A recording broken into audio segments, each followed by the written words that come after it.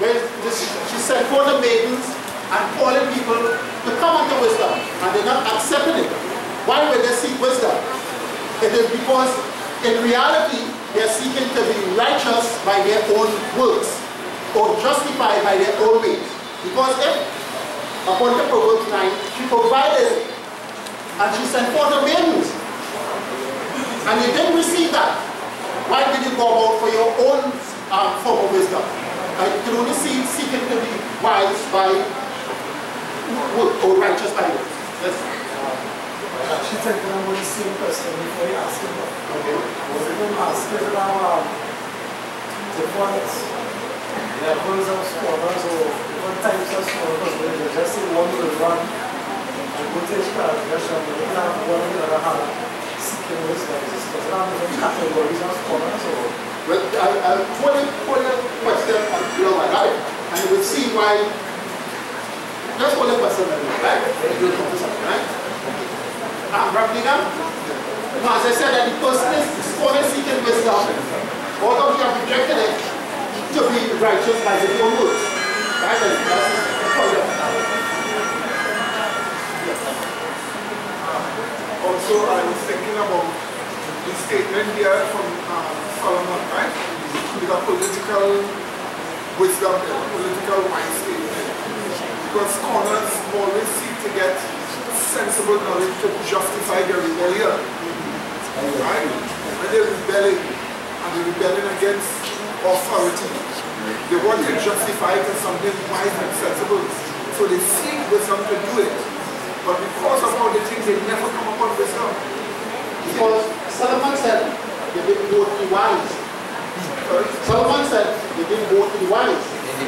You will see from the scripture. They're seeking wisdom, you know. And wisdom is standing right here. And somehow they go to the left, the right, front, back, up, down. You never come to wisdom. Okay? Okay, next text, please. Okay, my dear brother. And then you answer, right? Go ahead, my brother. Grace and peace. Grace and peace. Reading Proverbs 15:12. Proverbs chapter 15, verse 12. A scorner loveth not one that reproveth him, neither will he go unto the wise. Okay. So, you see it here, a scorner, a foolish person. Even when somebody reprove him, showing that he's wrong again, he will not even take that, he will not take the correction, and he will not even go to the wise, the person who is converted to seek wisdom. That's the text that I was referring to just now. In verse 6 it says, a scorner seeketh wisdom and findeth it not. You know why? Because verse 12 says, the scorner loveth not one that reproveth him, neither will he go unto the wise. So if you want wisdom, you have to go unto the wise. But if you want wisdom and you're going everywhere else other than the wise, what will you get? You understand what I'm saying? If you want wisdom and you're going everywhere else other than the wise, what will you get? Folly, foolishness. That's why he didn't get any. That's why he remained foolish. But that's why he remained simple. That's why he get destruction. Okay, brethren? Alright, brethren? That one was yours. Okay, choose the next one. Choose the next one. You have plenty. I will choose Proverbs 22, chapter 22, verse 10. 22, verse 10? Yes. Okay. 22, verse 10. Alright, read it. Cast out the scorner, and contention shall go out. Yea, strife and reproof shall cease. Right? Because we know the mind of a scholar, or a person who scores, right? They want to be right or they are arrogant, of course, right? So therefore, whatever it is you say, they will not take it in the right way. You understand? And also that they will always cause contention, or they will always try to, like other people are wrong, the influence and things. They will like if you are a stage writing, you understand? But the thing about it is that they of themselves, they seek to,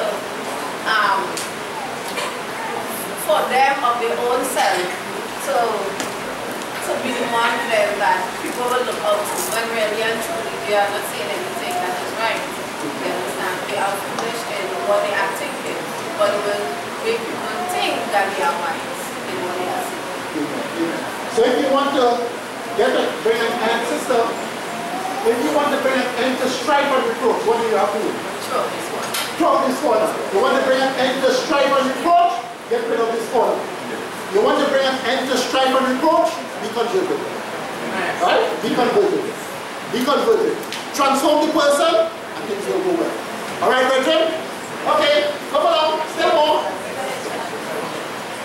Okay, let's just 1 second. I think these are one. I think this is one. Okay. Good work.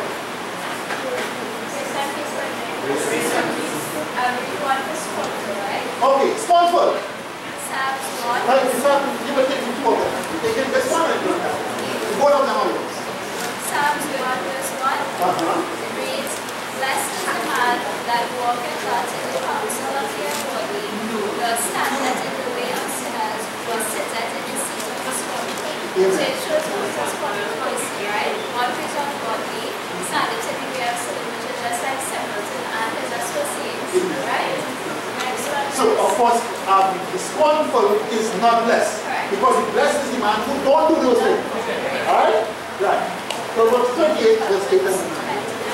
29 verse 8 and 9. Proverbs 29 verse 8 and 9. It reads, Scornful men bring a city into a snare, but wise men turn away wrath. If a wise man contendeth with a foolish man, whether he rave or laugh, there is no rest. So it's a difference here, right? Scornful men, there are no righteousness, only wrath and war. I think there is scornfulness. However, a wise man contendeth with a foolish man, whether he rave or laugh, there is no rest. There's always be contention. There's always be contention between a wise and a foolish man. That's it. And then the first part, scornful men bring a city into a snare. In other words, okay, right? In other words, I'm a scornful person. This is a person. She hasn't done anything when I scorn any person. And the person said, well, it's going before. That's why they war. You understand? So, war is brought about by my foolish behavior towards other people. Alright, Richard? Simple, right? Okay, we have two more. If I can take out these two. Come along, come along. Come along.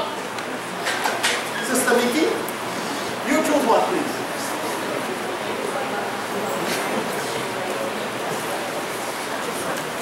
Let's read the next one on the board, right? Proverbs 19:25. Proverbs 19 verse 25. It says, Smite a scorner and simple will beware, and reprove one that hath understanding, and he will understand knowledge. So it's like they put the retribution to one, the next one will take heed, and the next one will just follow. Because the last part say, and reprove one that hath understanding, and he will understand knowledge. Okay, let's sit down here. Take this, let me see, 21 verse 24. 21 verse 24. Choose that one.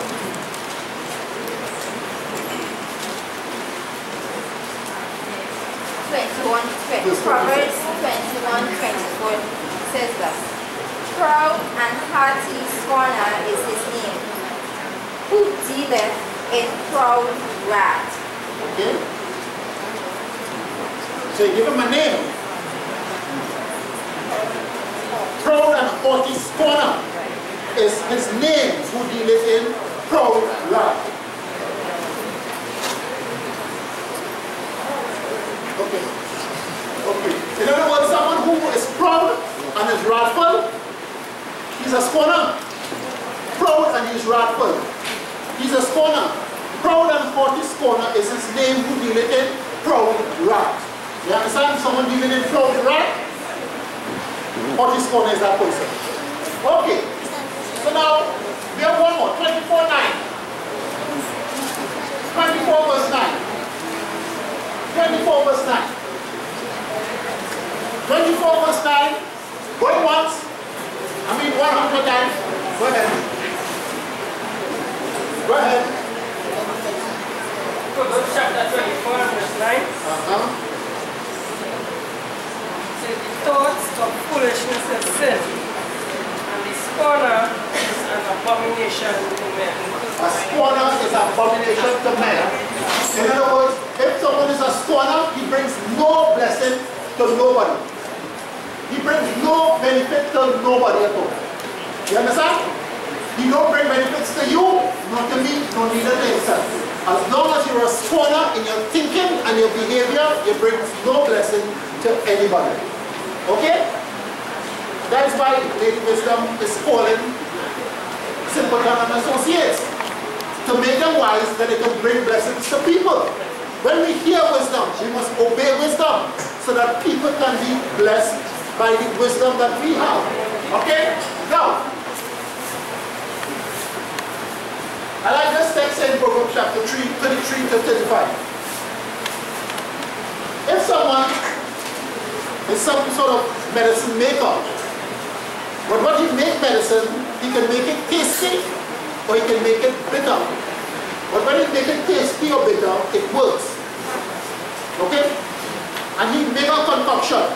And when he give it to someone, they twist up their face, but they drink it and they get healed. What about him?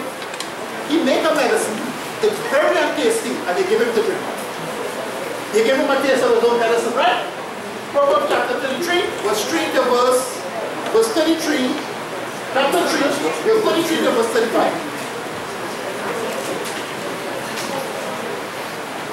Okay, somebody? Okay, somebody is going to read it. Pleasant Sabbath, brethren. And the next one, you will read that one for us. 19, 27 to 29. You will read that one.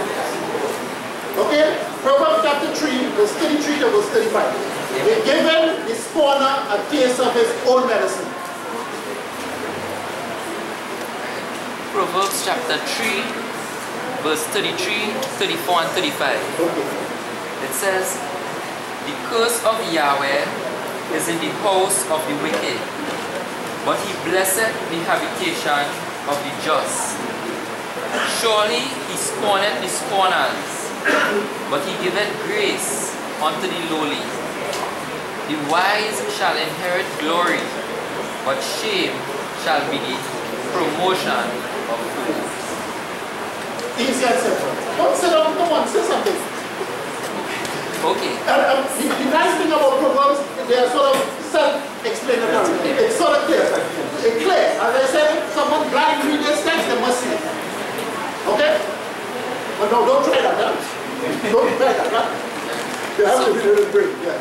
So simply put, you know, the scripture is telling us that God is on the side of the wise person, or the person who is not a scornful person or a just person, and he's against the person who is a scorner, right? So the wrath of God eventually, you might see it today, tomorrow, or the day after, but sooner or later the wrath of God will be poured out on the scorner or the wicked.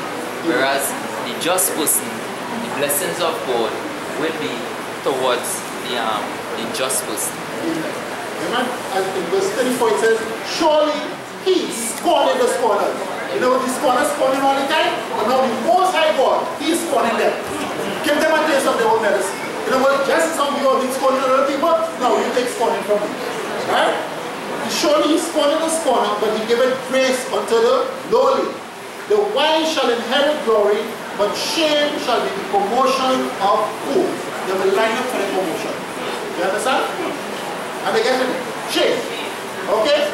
Now, okay, this is all alone, and you are all alone.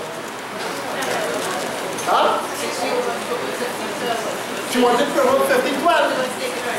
Okay, so this one is for you. Or I'll probably have to give you another one at another time. But you will get this one. Proverbs chapter 19, verses 27 to 29. Yes. Cease, my son, to hear the instruction that causeth to err from the words of knowledge. An ungodly witness scorneth judgment, and the mouth of the wicked devoureth iniquity. Judgments are prepared for scorners, and stripes for the back of the fools. So, in verse 27, when it says, cease, my son, to hear the instruction that causeth to err, mistaken, he said, stop yourself from hearing the false doctrine or the doctrine that will with error, right? And then also it goes on to say, an ungodly witness scorneth judgment. So those without the wisdom will obviously scorn the righteous then, right? So, and with that mindset then, the only thing that will bring upon yourself is judgment. So that is why 29 says, judgments are prepared for the scorners. It's simple. Simple, simple, simple. I like that. Cease, my son, to hear the instruction that causes thee to err from the words of knowledge. That is simple. That is very prudent counsel. This brother, God forbid, is teaching error. I am aware he's teaching error. This brother is teaching truth. I am aware he's teaching truth. But somehow, I always put my ear on this side. You understand? And Solomon is saying, cease, my son. Right? Cease, my son, to hear the instruction that causes thee to err from the words of knowledge. At least listen to this one. It will cause thee to be instructed in the way of knowledge. You understand? That is simple. It is simple. In other words, you put on the radio, somebody singing, glorifying his emotions, a man or a woman. You turn to another station, somebody glorifying God, but of course, keep your radio station there. Right? Keep your radio station there. You put on your television, you see somebody shooting up some kind of thing, you hear somebody talking some kind of gospel, you keep your television there. You understand? It is that. So you cease from hearing instruction that will cause you to walk in the pathway of crookedness. You understand? You just listen to the instruction that will cause you to walk straight and humble and right. Simple as that. Practical instruction. Practical instruction. But when you are associated with these sort of people, they speak everything other than Christ Jesus. When you are associated with these people, Jesus is glorified from the moment they reach until they leave. So, they are associated. I remember one person, when we do some work for somebody, I'm not like going to do the work for somebody, they're talking about Jesus. Talking about Jesus. So the person who have the witness will listen. You see this Jesus thing, I ain't really interested in this Jesus thing, you know. And the person responded, he said, well, listen, before I accepted Jesus, I was in the world and I used to talk all kind of things. And I didn't used to talk about Jesus. So now that I've accepted Jesus, since I talk all kind of things before, the only thing I left for me to talk is about Jesus, so I'm talking about Jesus. It's that simple. The only thing is left for me to talk about is Jesus, so I'm talking about Jesus. And I say, okay. You understand? Now he wanted the man to cease from speaking the words of wisdom. The man said, no. All the time I'm talking every other day. Okay, and then used to talk about Jesus. I'm talking about Jesus. Right through. Okay? Yes, sister.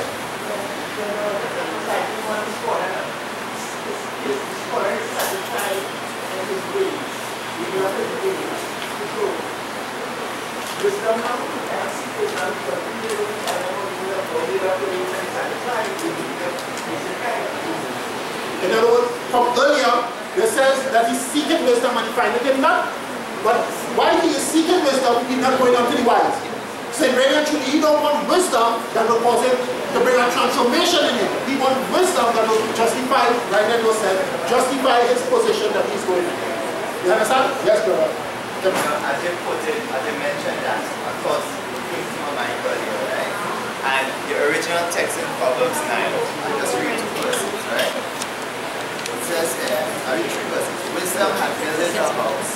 She had hewn out the 7 pillars. We speak about wisdom.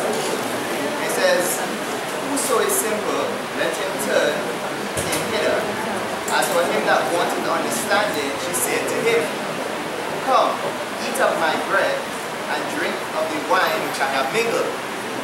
So, what you mentioned, you see, the scorner, they're seeking wisdom, but they wouldn't find it, because they wouldn't go to the wise. But because what they're looking for is something to justify the state. And remember the text that shows what? They say, we will eat our own bread and wear our own apparel. Only let us be called by thy name to take away our reproach. So they don't want the bread that wisdom is prepared. They want to eat their own bread, but they want to appear. Yes, we are wise. Amen. Amen. Nicely. Right? Right here it says, they're seeking wisdom, but they're not going on to the wise. So what they will get? They surely is going to get wisdom.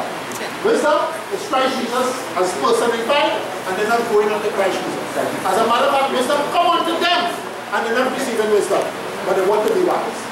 Okay? So this is that predicament. Right now,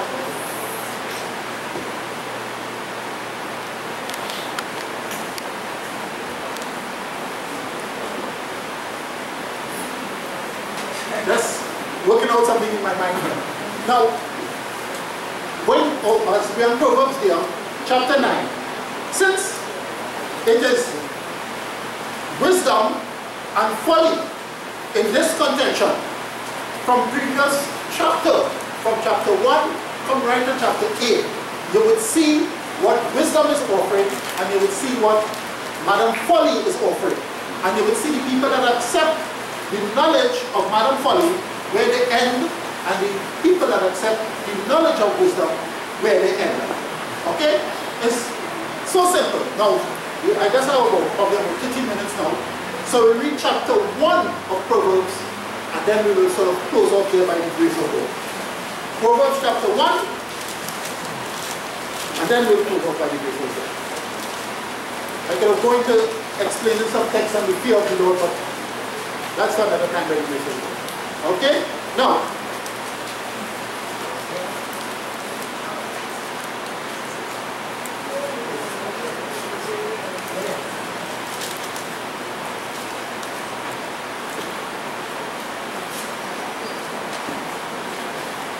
I'll read from verse 7. From verse 7.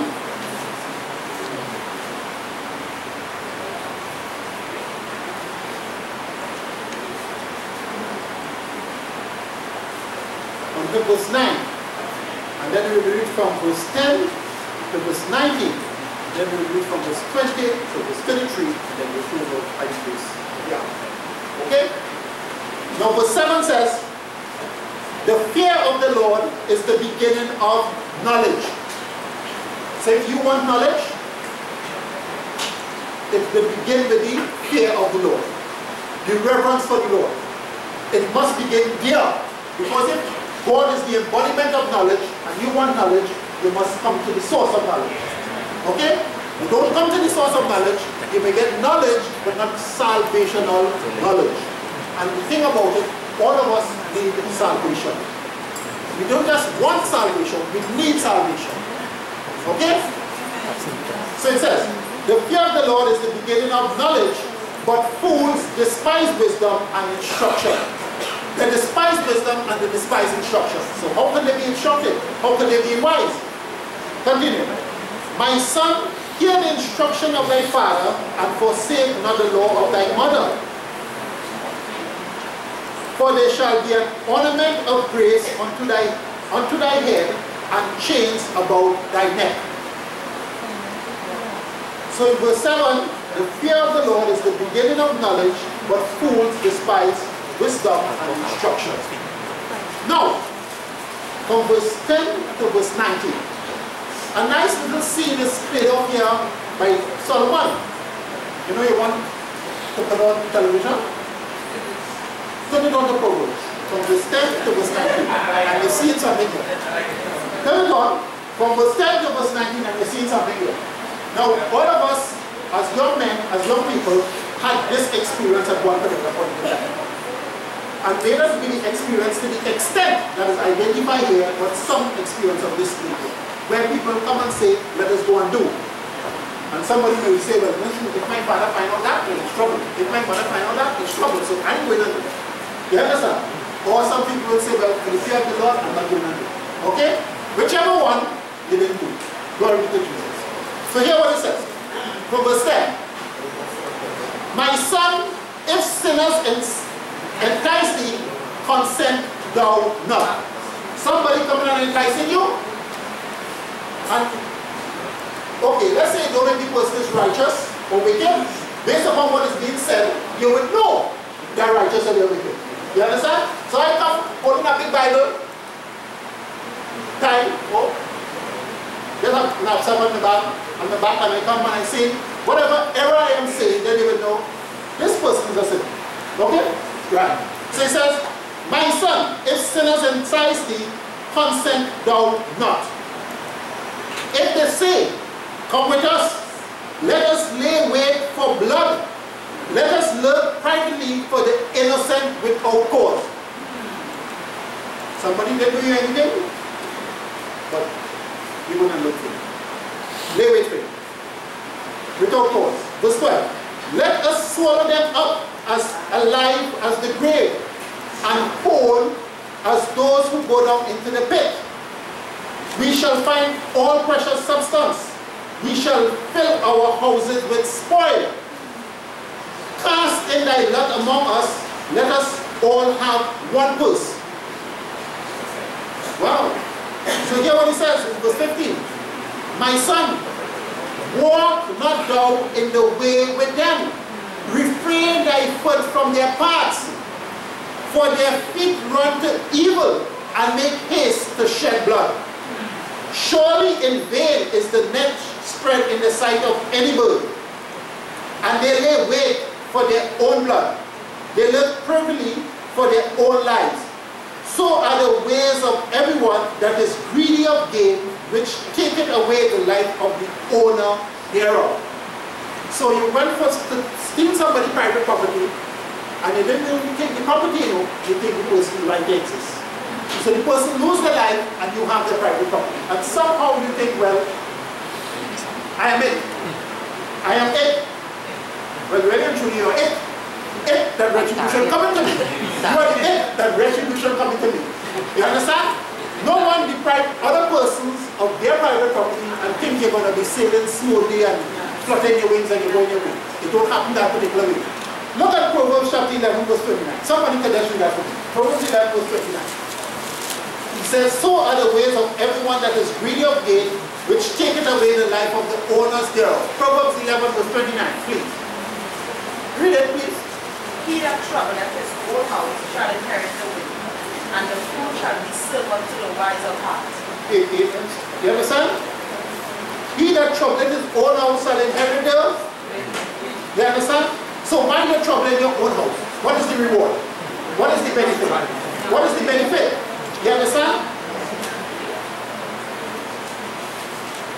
No, 1527. Sorry, 1527. That's the chapter. 1527. Sister chapter, you read that. Proverbs 15:27. He that is greedy of gain troubleth his own house. Amen. But he that hateth gifts shall live. So he that is greedy of gain, and this is what it says, so are the ways of everyone that is greedy of gain, which taketh away the life of the owner thereof. He that is greedy of gain, what? Troubleth his own house. His own house. Right? And now, 11:27, 11:29 comes in. Yahweh is far from the wicked, but he heareth the prayer of the righteous. No, because 11:29. 11:29. He that troubleth his own house shall inherit the wind, and the fool shall be servant to the wise of heart. Right, so one text said that he that is greedy of gain, what shall happen? He troubleth his own house. And he that troubleth his own house shall inherit the wind. Now try and hold it in your hands. I remember a long time ago on Sesame Street. And serious, Sesame Street, when this guy come with a bottle, he said air. And in another foolish little muppet, he said he want to buy the air. And then he poured the air in his hand and he got his way well. You have nothing. You understand? So try inheriting the air. Because you have it. Could you say, well, stay here, don't go there. And you see the trees. Come back here. And you see trees. You can't inherit it. There's something you can't inherit. In other words, you will get nothing. You understand? Nothing at the end of the day. He that troubleth his own house shall inherit the wind. Now, let us look at verse 28 to verse 23. Proverbs here. But as I said before, in Proverbs 9, from verse 13, it says, a foolish woman is clamorous, She is simple and knoweth nothing, for she sitteth at the door of her house on a seat in the high places of the city, to call passengers who go right on their ways. So she is sitting in the high place in the city, right where wisdom sits also. Associated, but in other words, I am here to call people that go there, and I am here to call people that go there. And Christ nicely put it, I have come in my Father's name, and they didn't receive me. Others will come in their own name, and they will embrace them. So here we see wisdom, she will come in God's name. And if you despise wisdom, well, of course you will receive what? 28 to 33, and then we'll close it. It says this. Wisdom, now this is the first place in Proverbs where wisdom is personified as a person, as a woman. Alright? Personified.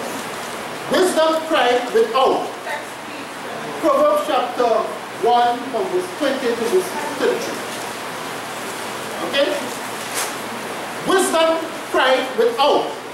She uttered her voice in the streets. She cried in the chief places of concourse, in the openings of the gate. In the city she uttered her words. So right where Madame Foley is, she's there. Wisdom is there. Wisdom, foolish people sitting in the high places of the city. So she said, they are also there. In the city she uttered her words, say, yes? Okay. Alright. Verse 22. This is what wisdom is saying. How long, ye simple ones, will ye love simplicity, and the scorners delight in their scorning, and fools hate knowledge. And that is what wisdom is saying unto people. Well, how long? How long? Nicely. How long, ye simple ones, will ye love simplicity? And the scorners will delight in their scorning, and fools hate knowledge. Verse 23. Turn you at my reproofs. Behold, I will pour out my spirit unto you. I will make known my words unto you. That is what wisdom is saying. But now we have a change here in verse 24. She was calling to the people. Verse 22, how long, ye simple ones, will ye love simplicity, and the scorners delight in their scorning, and fools hate knowledge? She says, turn you at my reproofs. Behold, I will pour out my spirit unto you. I will make known my words unto you. Now, as I said in verse 24, you have a change. She says this, because I have called, and ye refused. I have stretched out my hands, and no man regarded. But ye have set at naught all my counsel, and with none of my reproof. So she is saying, well, look, I was doing something for you all. I was calling you, extended my hand, and you disregarded. But she said, well, now something is going to happen. Okay? Verse 26. 26 says, I also will laugh at your calamity. I will mock when your fear cometh. When your fear cometh as desolation, and your destruction cometh as a whirlwind, when distress and anguish cometh upon you. All the time, they seem to not know where wisdom is and not know where God is. But when calamity comes, here's what it says in verse 28. Then shall he call upon me, and I will do just what he was doing when I have called upon you. And I know when wisdom has called upon you, you will disregard wisdom. So now when your calamity comes upon you and you call it upon me, well, and I will disregard you. Alright, she says, then shall he call upon me, but I will not answer. They shall seek me early, but they shall not find me. For that they hated knowledge, and did not choose the fear of the Lord. They would none of my counsel, they despised all my reproof. Therefore shall they eat of the fruit of their own way, and be filled with their own devices. For the turning away of the simple shall slay them, and the prosperity of fools shall destroy them. Verse 33, I like that one. But whoso hearkeneth unto me shall dwell safely, and shall be quiet from the fear of evil. In other words, simple what wisdom has placed it. Simple, simple. And the nice thing I like with Solomon was speaking to everybody. who had education low like this and who had education high like this. It was so simple. Wisdom said, come unto me, you refuse, then retribution you will get. Now, if you have one pass or none at all, you can understand that. Right, brethren? If you have one pass or passes, or you have none at all, you can understand that. Wisdom saying, come, you will benefit, or you don't come, you will be punished. Easy and simple. And this is nice here with King Solomon. Easy and simple. Probably his audience was wide among the whole nation of Israel. And outside of Israel, his own influence there. But it goes down very simple. And all of us have to be simple-minded in this sense. And I say simple-minded, not like foolish person, but simple-minded in this sense. To calculate, you must have a understanding, or should I say, a comprehension of reality. If I serve God, whether easy pathway or rough pathway, I am going to benefit at the end. If I don't serve God, the pathway may appear to be smooth, but it is paved with all kinds of traps and dangers there that are before you. You understand? Someone come and say, you can never see the end of the road while you're traveling.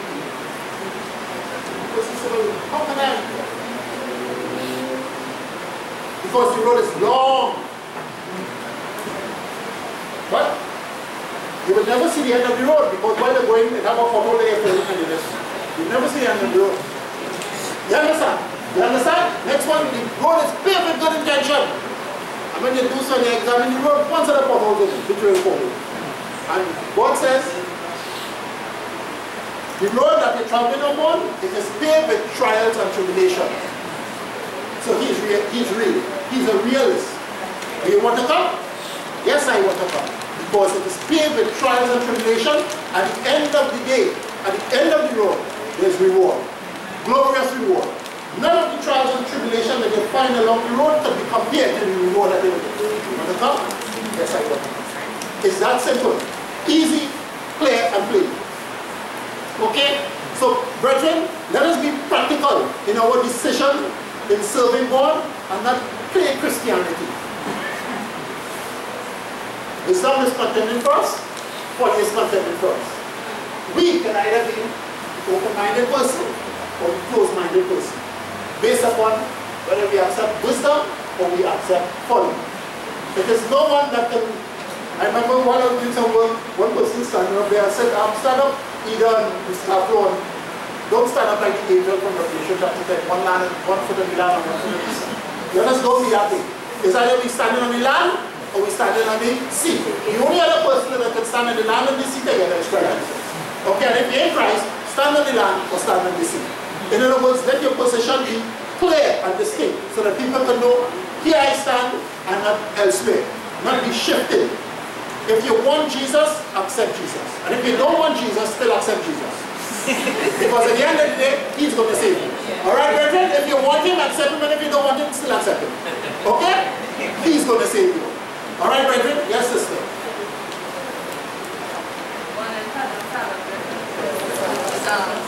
Okay, while we study going on, we see how man need wisdom, how they get wisdom, right?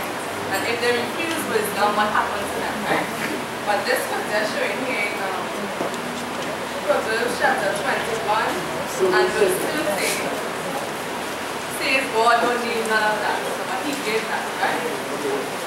Proverbs 21 and verse 15, it says this: there is no wisdom, no understanding, nor counsel against the Lord or against Yahweh. So you see, so none of these things is against God but against us if we don't apply it to ourselves or don't listen when wisdom or counsel or understanding is given to us. Amen. Amen. Amen. Amen. Now, I'll just show a little bit of appetizer here, but we'll touch this next week by the grace of God. This is a little appetizer. Yes, go ahead. Yeah, I just want to say, you made a statement about accepting Jesus, whether you want him or not. Yeah. If you want Jesus, accept him, and if you don't want him, still no, but Jesus made a statement, and it may not have been like that. Wanting everybody can accept it. Jesus made a statement and said, if you don't believe me, believe me for the work's sake. You understand? So he was doing things among them, and he said, if I don't believe, he's going to say. Believe me for the world's sake. Look at the things I'm doing among you all. Yeah. Believe me for that at least. Amen. Amen. Amen. Alright? Amen. Jesus Christ is Savior, and if you think He can't save you, well, still accept it. He's Savior. Okay? Right now, in Proverbs chapter 1, wisdom was doing the clamoring. Wisdom was doing the clamoring. She was clamoring after you. In Proverbs chapter 2, it's the student who have to do the clamoring. Okay? Wisdom in Proverbs chapter 1. Remember? Wisdom cries it out. She has like a voice. In chapter 2 now, it's the student of wisdom. He has to be pursuing after wisdom. Okay? In chapter 2, the student has to pursue the wisdom. Okay? Now, let me just touch that and then I'll close over right this one. Right? Let's Proverbs 1. I think Proverbs chapter 2, verse 1, probably about 10. Proverbs chapter 2, verse 1 to verse 10. Proverbs chapter 1, wisdom is doing the clamoring. Proverbs chapter 2, the student must clamor after wisdom. If you are not growing, it's not because wisdom didn't call you. If you are not advancing, it's not because knowledge didn't come inside of you. If you are not growing, it's not because understanding wasn't logic with you. It's because after they come and they say, well, you come after me, you didn't want to go. You know, wisdom is like this. Wisdom comes to better for me, you want me? Yes, I want wisdom. And then wisdom says, follow me. And they drop a little point right here. Gold point, drop the next one, drop the next one. And better for me say, well, why are you moving? And wisdom will say, come. You understand now? If you remain there, you remain there. But if you keep coming after me, you will just go wiser and wiser and wiser and wiser. And that is the context of chapter 2. Wisdom comes in, and then wisdom says, you come after me now. Alright, brethren? Right, and that has nothing to do with righteousness by works. That has to do with you working out your salvation with fear and trembling. Alright, brethren? Proverbs chapter 2, from verse 1 to verse 10. Hear what it says. My son, if thou wilt receive my words and hide my commandments with thee, so you receive it and hide it, so that thou incline thine ear unto wisdom and apply thine heart to understanding. Yea, if thou criest after knowledge and liftest up thy voice for understanding, if thou seekest her as silver and searchest for her as for hid treasures, then shalt thou understand the fear of the Lord and find the knowledge of God. So here it's identified, as I said, in contrast to chapter 2. Chapter 1 is where wisdom was making the call. She was making the clamoring. Now in chapter 2, the student going after the wisdom. Because he already tasted and see what is wisdom and he wants more of it. Okay? So he says, verse 5, then shall thou understand the fear of the Lord and find the knowledge of God. So he is searching and he finds. But now in this chapter you will see that discovery and revelation are inseparable. And I'll explain what I mean. He's searching and he finds it. But what he finds is what God revealed. You understand? So his discovery and the revelation of God are united together. Okay? So here it says, verse 6 now. No, I'll just read verse 5 and then continue 6. Then shall thou understand the fear of the Lord and find the knowledge of God. As if the person is pursuing and searching. Verse 6. For the Lord giveth wisdom, out of his mouth cometh knowledge and understanding. So when the person finds, it's because God has given. You understand? As I draw the illustration, the wisdom drops some points and he said, come after me. And you come and you dig and you search, but wisdom shine a light and you see it. So you discover it. But it was based upon a revelation that we got from wisdom. So that's why I said, discovery and revelation are inseparable. Right, brethren? Amen. Right, brethren? Amen. All right. Right? For the Lord giveth wisdom, out of his mouth cometh knowledge and understanding. He laid up some wisdom for the righteous. He is a buckler to them that walk uprightly. He keepeth the paths of judgment and preserveth the way of his saints. Then shall thou understand righteousness and judgment and equity, yea, every good path. Okay, I will stop here. I'm going to continue. So here's a the step. No, this one deal with a bit something else. But it's the same thing in verse 1 verse 8, he laid up some wisdom for the righteous, he is a buckler to them that walk uprightly. So he protect you. He keepeth the paths of judgment and preserveth the way of the saints. So he protect you. Now verse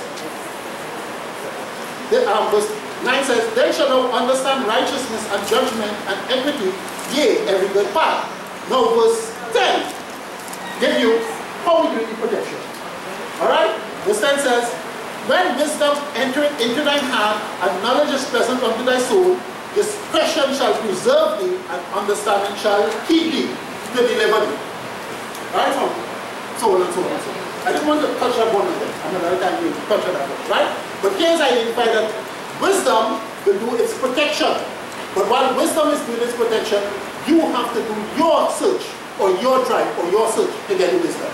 Wisdom make the first move, you have to make the second move. If you're not growing in grace, it's not because grace is not growable in you. It's because you don't have the thing in you to cause the grace is the grace. If you're not growing in knowledge and understanding of the scripture, it's not because knowledge and understanding is not growable in you.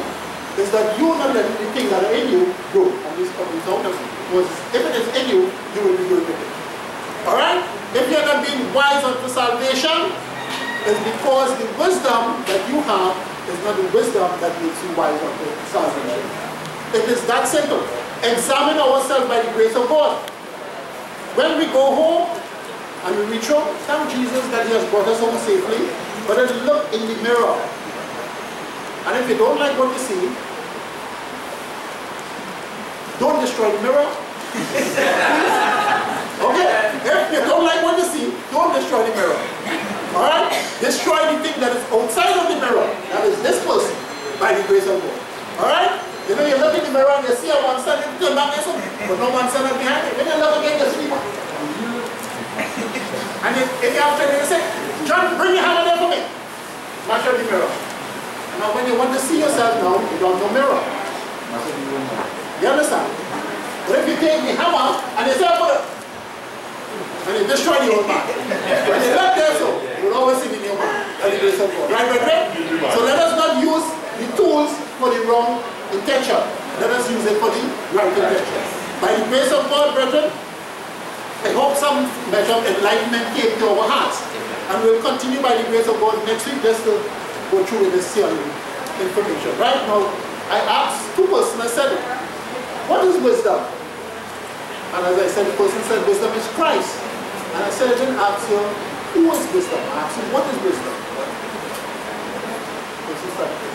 I said, what is knowledge? Well, knowledge is wisdom. I said, well, if knowledge is wisdom, what is wisdom? I said, well, what is understanding? Well, one person said, well, understanding is understanding. Okay, brethren, just think about those things, right? Next week we'll go into that, right?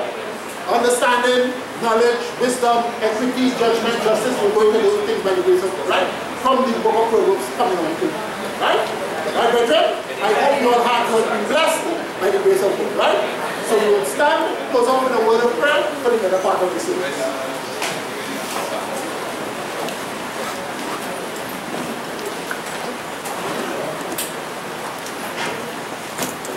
Okay? Let us bow our heads, let us close our eyes.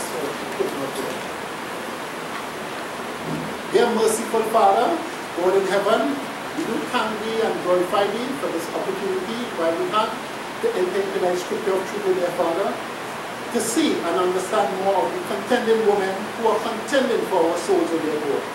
Knowing, dear Father, that Lady Wisdom is going to win out, so let us humble ourselves and accept the call of Lady Wisdom or the offer of Lady Wisdom and not the offer of Madam Folly. Let us by thy grace humble ourselves and seek and search after wisdom and knowledge and understanding so that we may get it with dear Father. At the end of the day, we will experience salvation, which is freedom from sin, O dear Father. We may even by thy grace receive the seal of God to be translated when Christ Jesus comes upon the second time. Bless all who are here, O dear Father, and who are on their way. Bless them likewise, O dear Father. Bless thy people, O dear Father, with a knowledge of the holy, which is righteousness of the Lord. Bless us, O dear Father, that we may glorify thee from henceforth and forevermore. These mercies we ask through Christ Jesus.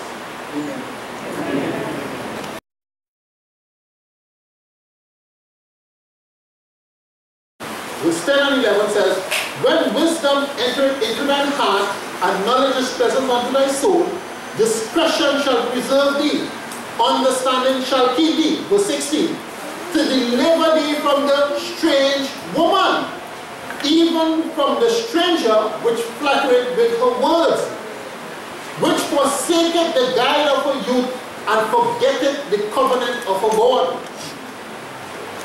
For her house inclineth unto death, and her paths unto the dead. None that go unto her return again, neither take they hold of the path of life. Now this is a very sad picture that has just been painted here. It's a very sad, and as I said, this woman, let us not just see us as a woman, but let us see her. The men see that person as a woman, and the sisters see that person as a man. Because men brings destruction to women, and women bring destruction to men. So let us see it that particularly. Alright? Apart from that, in the wider picture, this will be, of course, the false church, the apostate church, that's seeking to pull everyone away from Christ Jesus and cause destruction. But on a physical level, it applies to sisters and brothers. They have evil people, have evil intention to destroy your morality, to spoil and to defile you.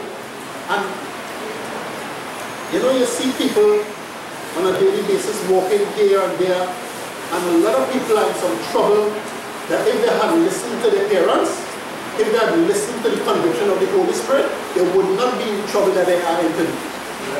People may think, well, everybody going their way and everything is nice, and as they will use the term hunky-dory. It isn't hunky-dory at all. It is very terrible for a whole set of people. Because they disregard the instructions that came from the Lord, be it through their mother, be it through their father, be it through their brother, be it through their sister, be it through the minister on the radio, whoever, and they find themselves in unnecessary trouble. And when they do hear the story, you want to say, well, it's a good thing I have been delivered from this sort of thing. So count ourselves blessed that we haven't been in a whole host of trouble, because a lot of us haven't been in trouble. I don't think trouble is nice enough. As one person up over there saying, trouble come on horseback. In other words, they come quick, and it leaves and scale back. When it's time for you to leave, they take long to leave. So if you're not in trouble, thank God. If you see trouble coming down the road, take a taxi, take a maxi, just get out of the way. Let trouble go its way. And this is serious. Let trouble go its way. Any kind of trouble. Trouble from male, trouble from female, trouble from brother, trouble from sister. Leave trouble alone. You understand? If you want trouble, serve God. Right? If you want trouble, serve Jesus. Because all that live God in Christ Jesus shall have no persecution. So serve God, you will get trouble. You will get trouble, but you will get perfection of personality.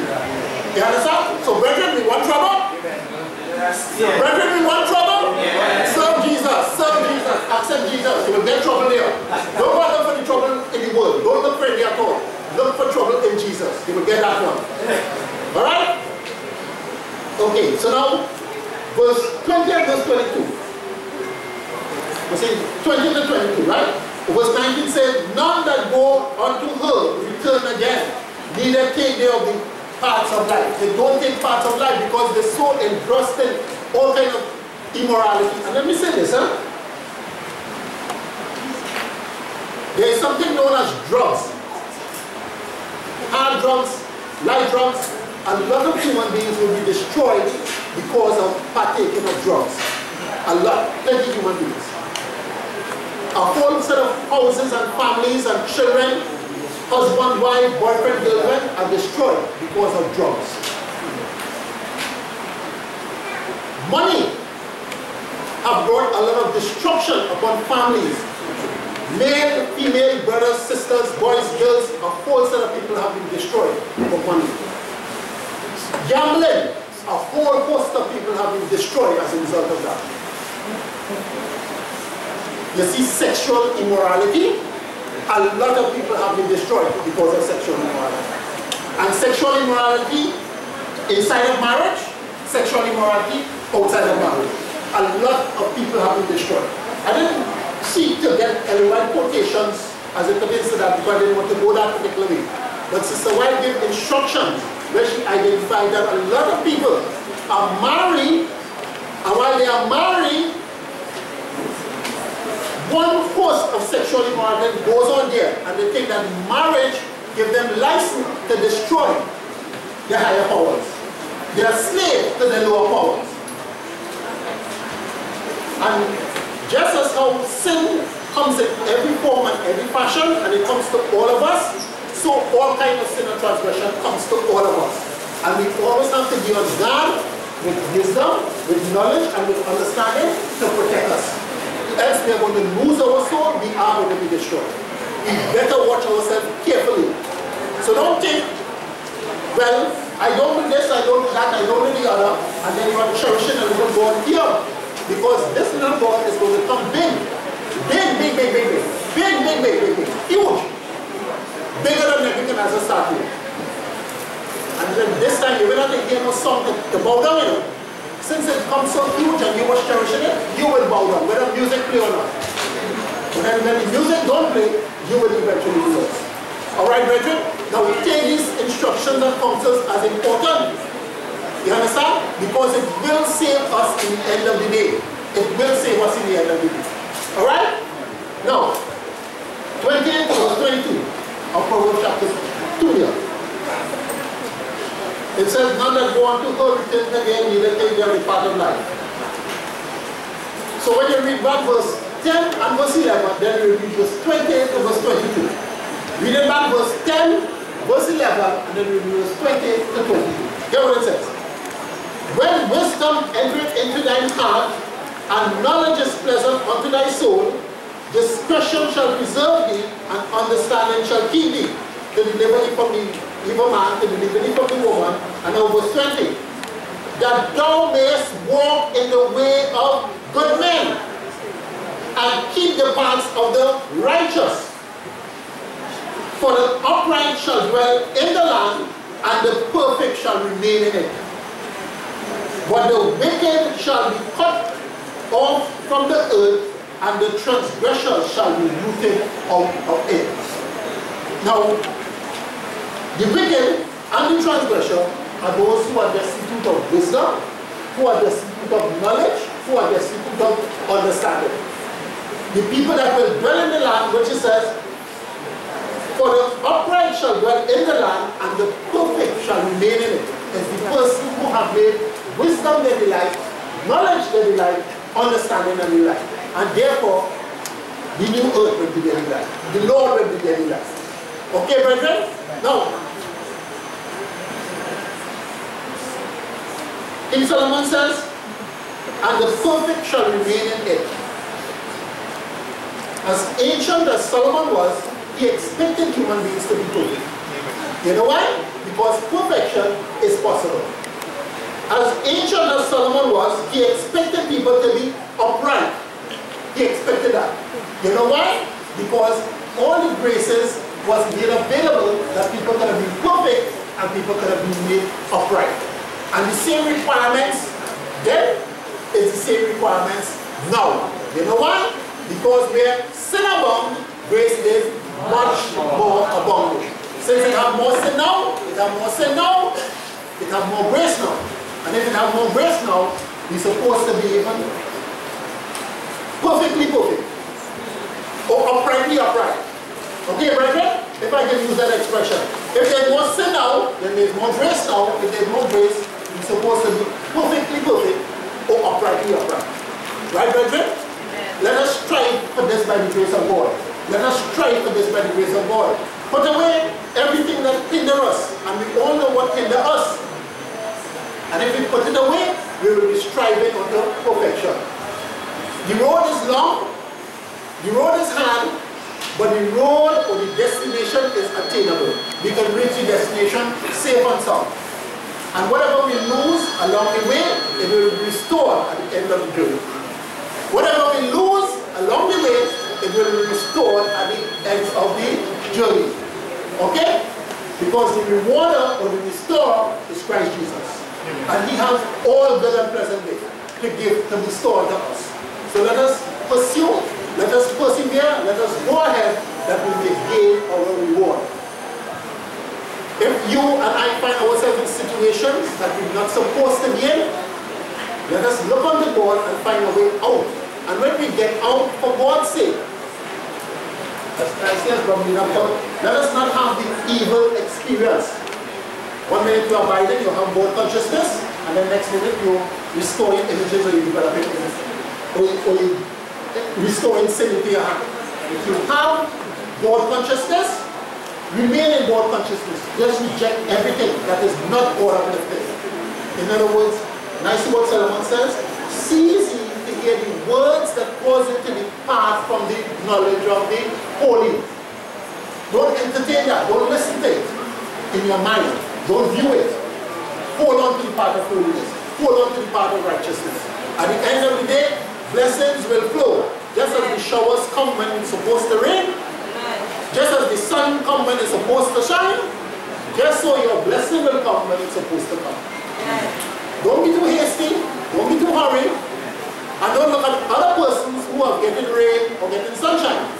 You look unto the Lord and He will give you your rain and He will give you your sun in the right and appropriate time. Right, brethren? Okay, now, chapter 3 of Proverbs. Chapter 3 of Proverbs. Okay? Chapter 3. Now, so far, are we understanding? Yes. Amen. That's good. Okay, now, in chapter 3, or you can name the chapter 3, we just head it, the wholehearted disciple. Amen. A disciple that is wholeheartedly devoted and dedicated. If you are a disciple and you're half-hearted, but you're not a disciple, we have a meeting there. All of you want nothing at all. Right? All of you want nothing at all. If you want to commit yourself to Christ Jesus, commit it wholeheartedly. If you commit partly, you're not accepted. You must be committed wholeheartedly. So you must be a wholehearted disciple. Okay? If you're going in, and you're going in with one hand behind your back, or you're trying to come to the kingdom and you have a little idol here, and then you can peek back and look at it. God will say, well, as you come in line, you just step on the side, that's all. The next person going, you just step on the side. And everybody, and they say, well, God, look, why? Oh, he came before, he came after me, how come he going? And they say, well, you're looking behind. You say, no, I'm looking in front. You say, you're looking behind. You're looking behind. Say, come in, come in. And then when they get wise, they'll just drop one behind your hand, and then you say, come in, come in. You understand? So if you're going to the kingdom of God, don't look behind. Okay? Look forward. Look forward. Don't cherish anything that you left behind. Because if you cherish it, you will have a tendency of going back here. We may not be the children of Israel in the wilderness, but we may have that mentality. I want to go back to Egypt. You know, when I was in Egypt, everything was nice with me. But that is because you haven't seen Canaan land yet. If you have seen Canaan land, you will recognize that things in Egypt wasn't all that rosy. Where you are going, it is rosy. Where you are going, it is much better. But remember, while you're going there, you have to be qualified to enter there. You remember what Joshua did? When they came to the Jordan River, and they crossed over the Jordan River, Joshua gave them a painful lesson. A painful lesson. All male was circumcised. So there's one thing they remember. We crossed into the promised land, but it was based upon pain. Pain. So nobody is going into the promised land who think they're going to get some kind of wings from heaven and it's going to fly in there. If they're going to fly in there, it's only when you're in there. You understand? When you're in there, you're going to be flying. But while you're out here, it is trials and tribulation to get in there. Right? And we have other people who are in there who went through trials and tribulation, just like all of us who have gone through and will go through. Okay? So just prepare by the grace of God. So if you're not a wholehearted disciple, two things you can do. You can either get a new heart, or you can just get a new heart. Okay? If you're not a wholehearted, just get a new heart, or just get a new heart. Alright? Wholehearted disciple. So, from verse 1 to verse 3, no, not from verse 1 to verse 3, from verse 1 to verse 10, chapter 3, from verse 1 to verse 10, you will see that you have a commitment but it's a commitment that is glad, a glad commitment, a happy commitment, because you are committed to something noble. Someone may approach Brother David and say, you want to join a political party, or starting a political party, you want to join a political party, you have political aspirations. One day you can become the Prime Minister. And you can say, well, it's appealing in Brother Hamburg, but I prefer to be an ambassador for Christ. Amen. This one is more appealing. Yes. I remember one person said this. He was talking to a Muslim, but one day he was talking to a Muslim. And the Muslim said, I am a servant of God. So I have honor. I am a servant of God. So the Christian person said, he said, well, I have more honor than you, for I am his son. Yes? I said, no, you know what? You are a servant of Allah, so you have honor. So the person said, well, I have more honor than you, because I am God's son.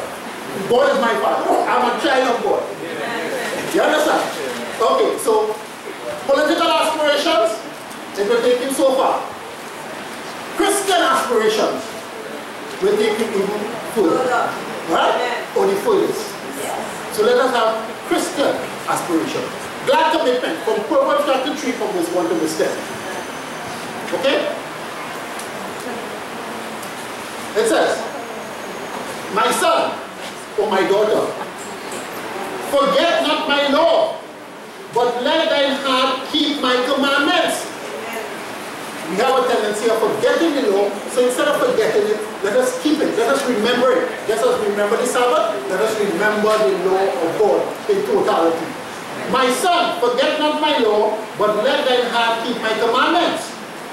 For length of days and long life and peace shall they add to thee. Length of days, long life, and peace shall they add unto thee. Let not mercy and truth forsake thee. Bind them about thy neck, write them upon the tables of thine heart. So shalt thou find favor and good understanding in the sight of God and man. Trust in the Lord with all thine heart, and lean not unto thy own understanding. In all thy ways acknowledge him, and he shall direct thy paths. Be not wise in thy own eyes. Fear Yahweh and depart from evil. It shall be health to thy navel and marrow to thy bones. Honor Yahweh with all thy substance, and with the first fruits of thy increase. So shall thy barns be filled with plenty, and thy presses shall burst out with new wine.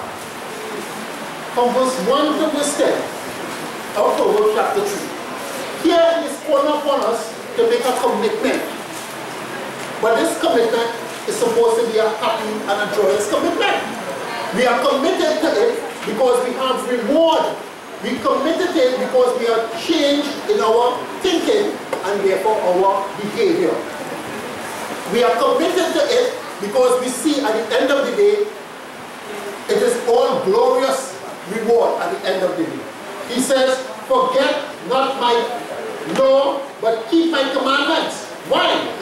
For length of days and long life and peace shall they add to thee. Length of days, long life, and peace shall they add to thee. Now, who upon planet Earth don't want peace? Who don't want peace? Everybody wants peace. Everybody wants peace. Everybody wants long life. Everybody wants length of days. Well, by the grace of God, I want to see Jesus Christ coming. I want to see Jesus Christ coming and really die for me.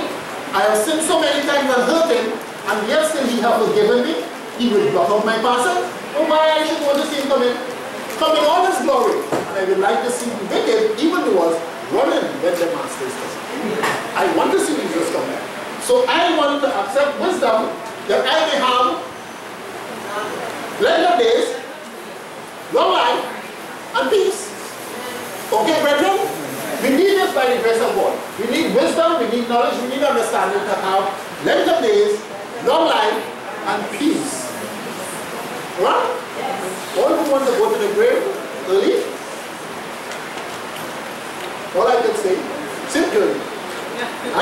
Jesus coming. I want to see Jesus coming. And that's supposed to be the commitment of a whole host of people. You understand? Jesus Christ is coming. Jesus Christ is coming in. I mean, Jesus Christ is coming in. Jesus Christ is coming. Whether we like it or not, Jesus Christ is coming. If we are prepared or not, Jesus Christ is coming. If we are ready or not, Jesus Christ is coming. If we will be saved or we will be lost, Jesus Christ is coming. And since we know that Jesus Christ is coming, we need to be prepared for Jesus Christ is coming. Because Jesus Christ is coming. Right? He's coming. Jesus Christ is coming. Okay? So now, so you have a glad commitment there. He said, verse 5, trust in the Lord with all thine heart, and lean not unto thine own understanding. If all thy ways acknowledge him, and he shall direct thy paths. Be not wise in thy own eyes. Fear the Lord and depart from evil. Fear God and depart from evil. If you have regard for God, if you have respect for God, you will depart from evil. Anything that is evil, you will be putting it away from your character. You understand? You know, just like how we clean out our houses on a daily or weekly basis, we clean out our houses. We just have to clean out our characters on a momentary basis. You understand? Clean out our characters on a momentary basis. Every minute, we put it away, whatever. We're rejecting everything. What is outside, we let it not come in, and what is inside and need to go, we pushing it out. Okay, brethren? We need to purify our characters on a moment-by-moment basis. So at the end of the day, we have perfect human personality. Perfect human personality. Okay? Be not wise in thy own eyes, fear Yahweh, and depart from evil. It shall be health to thy table, and marrow to thy bones. Honor Yahweh with all thy substance, and with the first fruit of thine increase. So shall thy barns be filled with plenty, and thy treasures shall burst out with new wine. You have an increase. You have overflowing. You don't just have a cup running over, but you have a bucket running over, you have a barrel running over, you have a tank running over. Your barns that was small has been reconstructed to bigger barns. All because you are committed to Yahweh through receiving wisdom, understanding, and knowledge by the grace of God. Okay? Now, let us see you have a patient quest. A patient quest.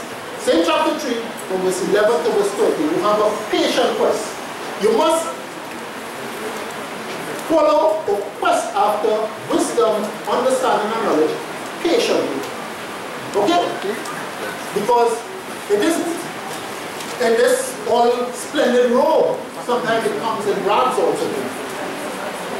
You understand? So sometimes you come in a splendid robes, sometimes you come in rags. But her value is not estimated based upon what clothing she has on, but what is she saying. Okay? From verse 11 to verse 20. So you should have the clothing in sackcloth and ashes.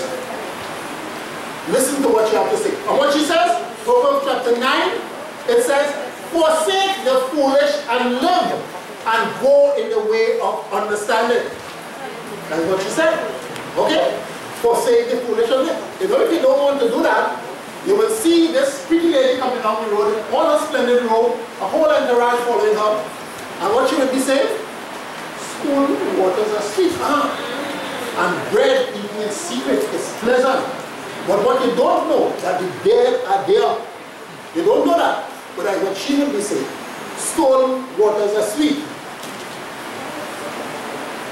Yeah, but brother, brother of the city, brother of the city. Proverbs chapter 20. Proverbs chapter 20. Yeah, Proverbs chapter 20. Verse 17. And you will read that one first. Proverbs chapter 20. No. Proverbs chapter 20, verse 17. Yeah, stand up, read it down. Proverbs chapter 20, verse 17. Yeah, grace and peace, everybody. Bread of the seed is sweet to a man, but afterwards his mouth shall be filled with gravel. Bread of the seed shall be sweet to a man, but afterwards his mouth shall be filled with gravel. And this lady is saying, stone waters are sweet. So when you can drink the water, you recognize that there are also broke up bottles in the water. You understand? Also the gravel in the water. You understand? So in other words, and that is how sin and transgression always appear. It always appears sweet. But at the end of it, gravel in your mouth. A bitter taste remains in your mouth. In other words, it always promises you life, but sells you death. It promises you life, but it sells you death. And that goes to wherever. As long as it is transgression, that is the same idea, that is the same thought that is being conveyed. It don't convey anything other than that. It promises you life, but it sells you death.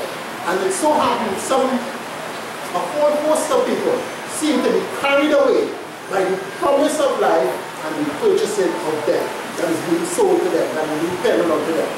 And Christ Jesus is saying, forsake the foolish and live, and go in the way of understanding, and for one reason or the other, which is no reason at all, you find that one is more difficult to do other than the other one.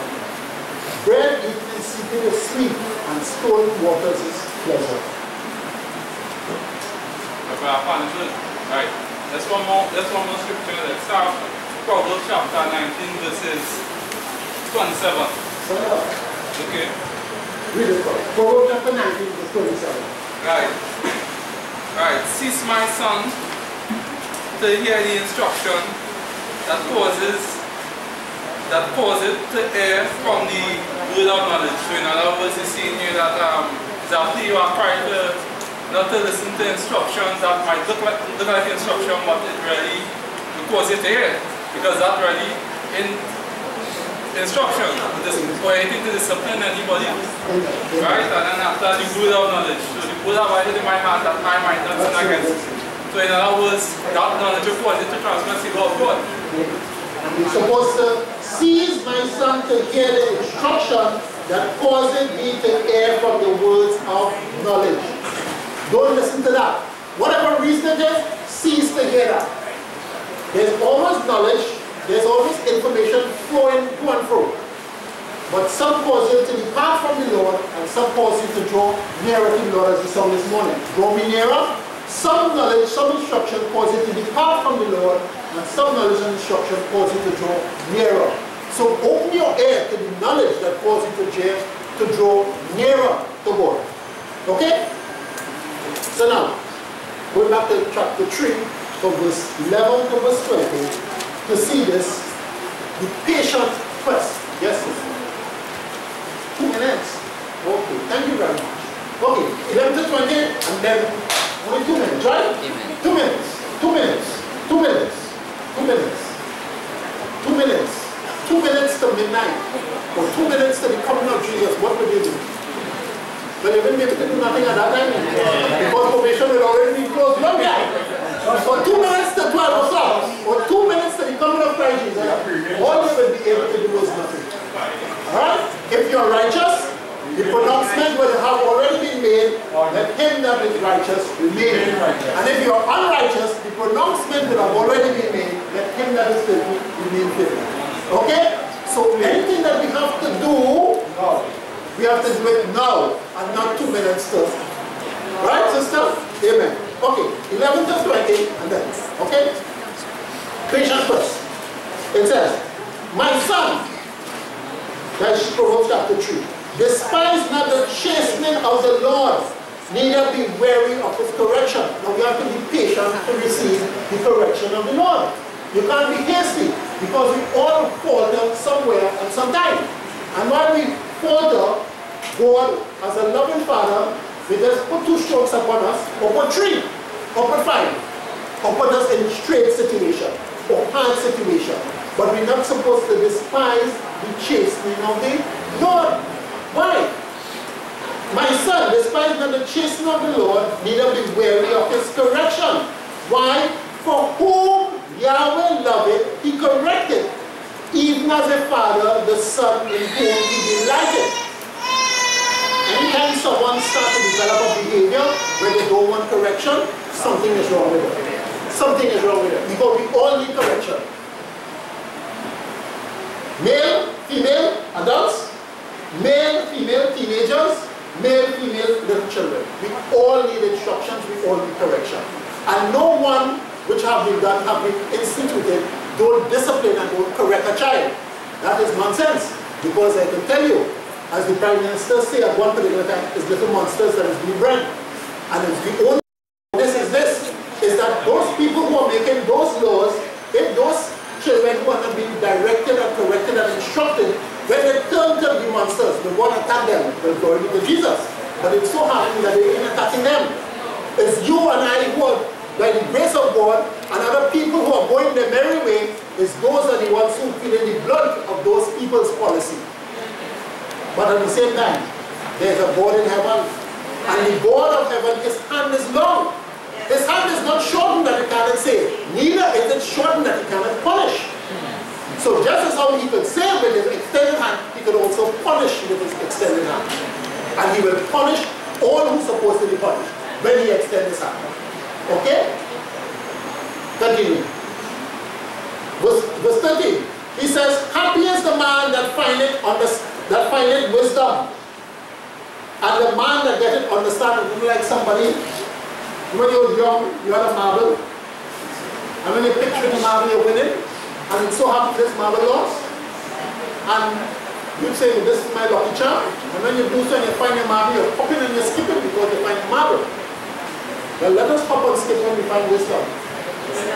Let us hop and let us skip when we find wisdom. As I said before, do you want this $100? Do you want the $100? Of course, it's $10 here, right? You want wisdom. You must value wisdom. Happy is the man that findeth wisdom, and the man that getteth understanding. For the merchandise of it is better than the merchandise of silver, and the gain thereof than fine gold. She is more precious than rubies, and all the things that thou canst desire are not to be compared unto her. Length of days are in her right hand, and in her left hand riches and honor. And I like how Solomon put this. He said, length of days are in her right hand. In other words, and riches and honor. You must have life first before you can enjoy riches and honor. In other words, you have the riches and honor, but then you don't have life. And enjoy it. So he said, length of days are in her right hand. You must get length of days first. Then you can enjoy riches and honor. Her ways, verse 17, her ways are ways of pleasantness, and all her paths are peace.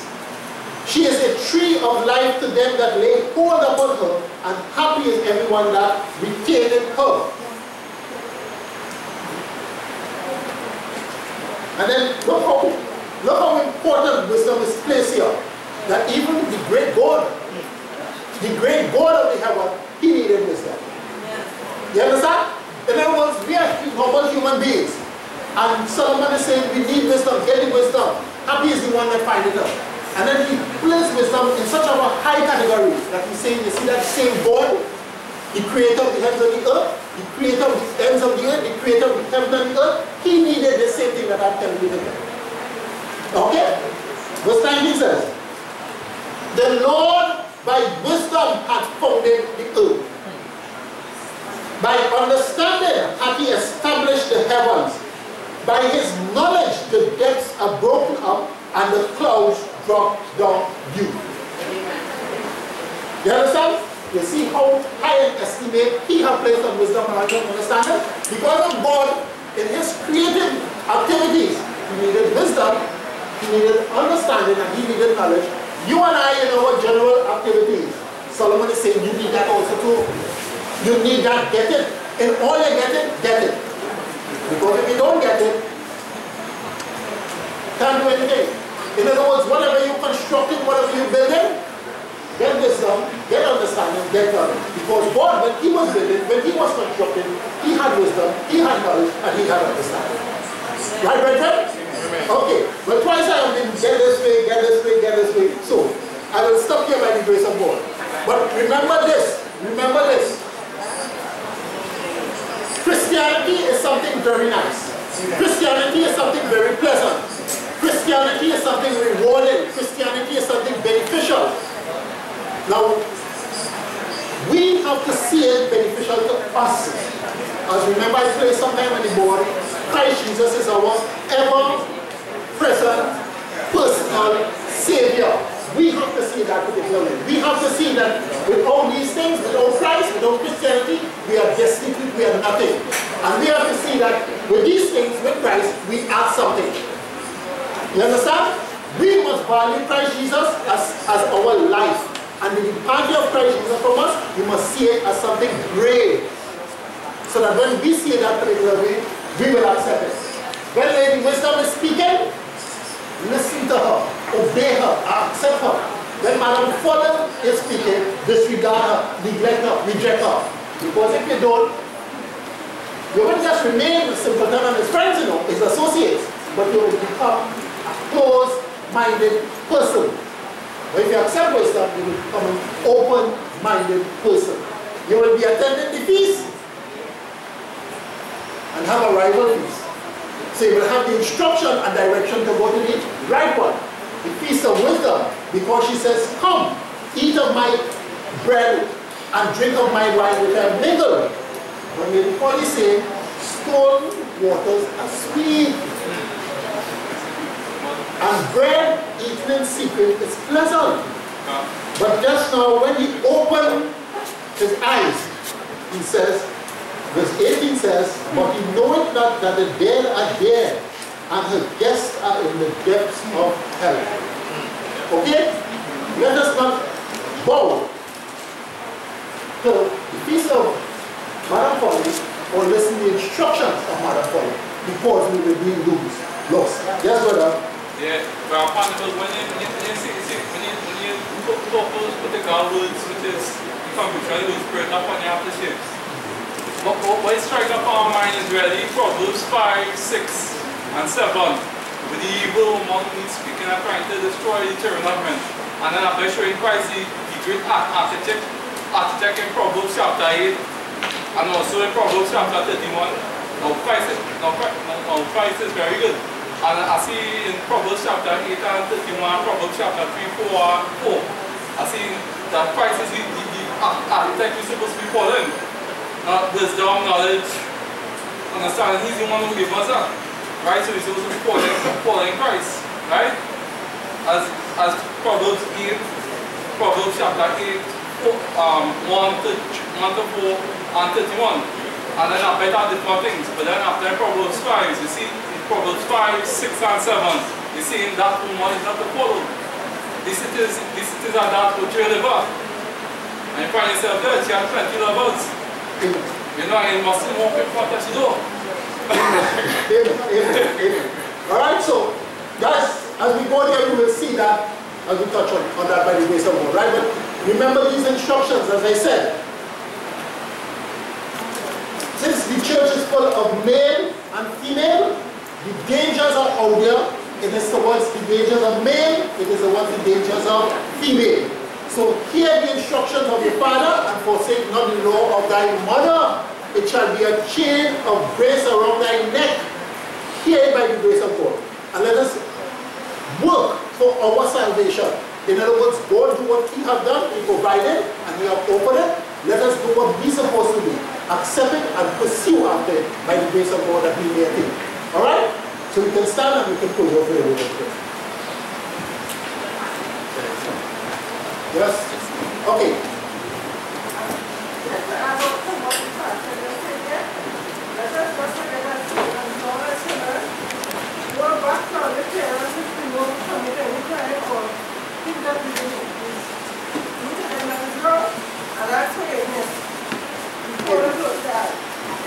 Amen.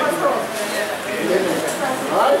Now what the sister said there, as the commandment says, honor thy mother and thy father, that thy days may be long upon the land which the Lord thy God giveth thee. If any of us in any way have been ill to our parents, find humility because this is available. Find yourself there by your parents. Make whatever confession and acknowledgement you need to by the grace of God. Alright, because there's a lot of people who are suffering a whole host of retribution because of their relationship with their parents.